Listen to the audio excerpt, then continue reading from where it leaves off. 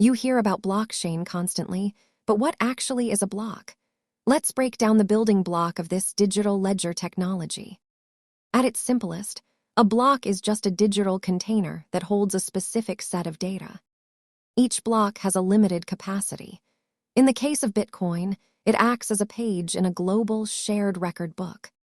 Inside, you find the transaction details, a timestamp, and two unique identifiers called hashes that link everything together securely.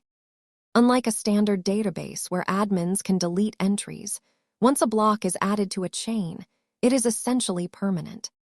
Different networks create blocks at different speeds. Bitcoin takes about 10 minutes, while others like Ethereum are much faster. Because each block references the one before it, changing even one piece of data would break the entire chain, ensuring total integrity. Now you know the basics of how blocks form a chain.